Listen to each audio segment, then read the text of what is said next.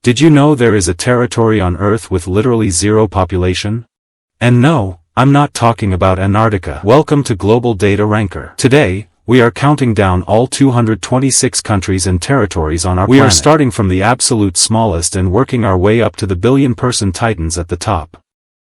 Stick around until the end, because the number one spot has officially shifted in a historic milestone. Let's dive into the data. Starting at the very bottom of the list, we have remote islands and territories. Places like the Heard and McDonald Islands or the Pitcairn Islands have tiny populations. In fact, some of these locations have fewer people living there than an average apartment building. As we scroll through these initial entries, you'll notice many are island nations. They are scattered across the Pacific Ocean and the Caribbean Sea. Despite their massive land areas in some cases, such as Greenland, the harsh climates make high populations impossible. Greenland has an incredibly low population density, making it one of the most sparsely populated places on Earth. On the flip side, we also have European microstates in this tier. Take Vatican City, for example. It's the smallest independent state in the world by both area and population. Yet, its density is quite high because of how tiny its borders are. Moving up the list, we see countries like Monaco and San Marino. Monaco is famous for its wealth, but it's also incredibly packed, squeezing thousands of people into less than a square mile. Notice the growth rates on the screen as we move along. While some of these smaller islands and European nations are seeing negative growth, meaning their populations are shrinking, other regions are already showing signs of rapid expansion. We are now crossing the 100,000 population mark. Many of these are beautiful island nations relying heavily on tourism. It's fascinating to see how land area doesn't always equal a high population. A massive desert nation might have fewer people than a tiny tropical island. As we approach the 1 million population milestone, the dynamics start to change. We are now looking at mid-sized nations. Many of these countries have rapidly developing economies and growing infrastructure. This is where we start to see the emergence of larger capital cities. However, you won't see many megacities just yet. A megacity is defined as a metropolitan area with a total population in excess of 10 million people. Right now, the entire population of these countries is less than a single megacity.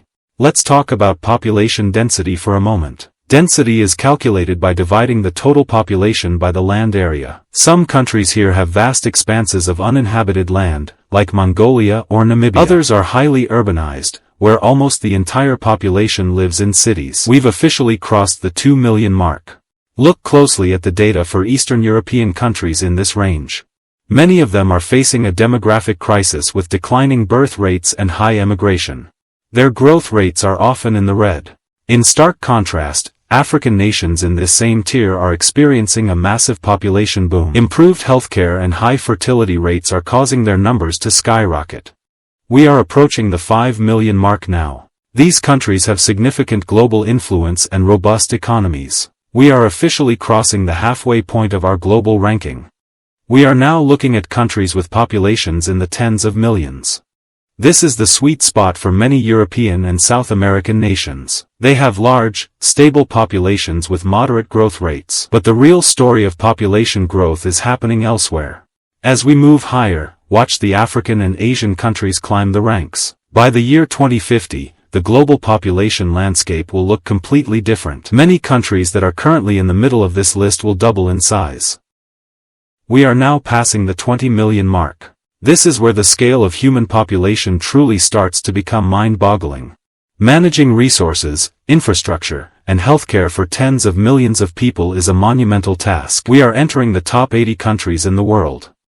Notice how the land areas are generally getting larger, but there are still exceptions. A country like Bangladesh, which we will see near the top, has a relatively small landmass but a staggering population. We are crossing the 40 million mark. We are officially entering the top 50 most populated countries on Earth. Megacities are becoming much more common now. Cities like Tokyo, Delhi, Shanghai, and Sao Paulo are absolute powerhouses of human activity. These nations don't just have millions of people, they are the economic engines of their regions. As we pass 60 million, we see major European powers like the UK, France, but their growth has largely stabilized compared to developing nations. We are now entering the top 30. The numbers are climbing incredibly fast now. The gap between each rank is no longer just a few 100,000 people. The gaps are now in the millions. We are approaching the 100 million milestone. Only a select few countries belong to the exclusive 100 million club. These are the true giants of our world. Here we go. We are entering hundreds of millions of people, massive sprawling megacities, and incredible density. Look at the sheer scale of the numbers rolling by. Countries like Nigeria, Brazil, and Pakistan are growing at unprecedented rates. Nigeria, in particular, is projected to become the third most populous country in the world by the end of the century. We are now in the top 10. The numbers here are astronomical. Each of these countries has a massive impact on global culture, economy, and politics. We have the United States, Indonesia, and Pakistan holding massive numbers. But even they pale in comparison to the final two. We are approaching the billion-person club. For decades, China held the undisputed title of the most populous country on Earth. But history has just been made. India has officially overtaken China to claim the #1 spot. Driven by a younger demographic and steady growth, India's population continues to rise. Meanwhile, China's population has begun to slowly decline. These two nations alone account for over a third of the entire human population. It's absolutely incredible to visualize all of humanity ranked like this. If you enjoyed this data journey, let me know. Comment below what topic you want me to rank next. Make sure to hit that subscribe button and turn on notifications so you never miss a video. Thanks for watching Global Data Ranker, and I'll see you in the next one.